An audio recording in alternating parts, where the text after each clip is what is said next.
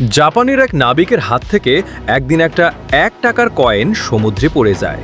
কয়েনটি পড়ে যাওয়ার পর নাবিক থানায় গিয়ে একটি কমপ্লেন করেন। তিনি বলেন, আমার 1 টাকার একটা কয়েন সমুদ্রের মাঝখানে হারিয়ে গিয়েছে, আপনারা দয়া করে সেটা উদ্ধার করে দিন। এই শুনে পুলিশ হাসাহাসি শুরু করে দেয় এবং বলে, আপনি 1 টাকার জন্য কমপ্লেন করতে আসছেন, আবার সেই 1 টাকা উদ্ধারও করে দিতে হবে। এই কথাটা সেদিন পুরো শহর জেনে যায়। সবাই বলাবলি করতে থাকে যে 1 টাকার কয়েনের জন্য একটা লোক থানায় অভিযোগ করেছে। একটা সময় পর সেই দেশের প্রধানমন্ত্রীর কানেও খবরটি পৌঁছায়। তিনি সবকিছু শোনার পর নির্দেশ দেন, যত টাকাই লাগুক আর যেভাবে হোক ওই 1 টাকা উদ্ধার করো। প্রধানমন্ত্রীর নির্দেশ বলে কথা, শুরু হলো উদ্ধারের কাজ। 1 মাস, 2 মাস, 3 মাস, এভাবে 7-8 মাস কেটে গেল, কিন্তু কয়েনটির কোনো হদিশ মিলল না। কর্মীরা প্রধানমন্ত্রীর কাছে গিয়ে বলল, স্যার, সেই টাকা তো পাওয়া যাচ্ছে না।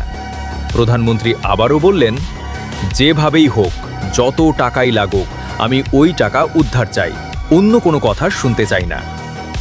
এরপর কর্মীরা অত্যাধুনিক সব যন্ত্রপাতি নিয়ে আবারও তল্লাশি শুরু করল। অবশেষে আরও 6 মাস পর সেই 1 টাকার কয়েনটি খুঁজে পাওয়া গেল। ইতিমধ্যে সেই 1 টাকা খুঁজতে খরচ হয়ে গেছে 1000 কোটি টাকা। যেদিন কয়েনটি পাওয়া গেল সেদিন পুরো দেশে হইচই পড়ে গেল। সারা দেশের মানুষ সেখানে জড়ো হয়ে হাসাহাসি করতে লাগলো। সবাই বলতে লাগলো যে প্রধানমন্ত্রী পাগল হয়ে গেছেন, তা না হলে 1 টাকার জন্য কেউ 1000 কোটি টাকা খরচ করে। সেদিন সেখানে সাংবাদিকরাও হাজির হলেন। তারা প্রধানমন্ত্রীকে প্রশ্ন করলেন, স্যার, আপনি 1 টাকার জন্য 1000 কোটি টাকা খরচ করলেন, এর কি কোনো ব্যাখ্যা আপনার কাছে আছে? এই প্রশ্নটি শুধু আমাদের নয়, সারা দেশের মানুষের। তখন প্রধানমন্ত্রী শান্তভাবে উত্তর দিলেন, হ্যাঁ, অবশ্যই আমার কাছে ব্যাখ্যা আছে।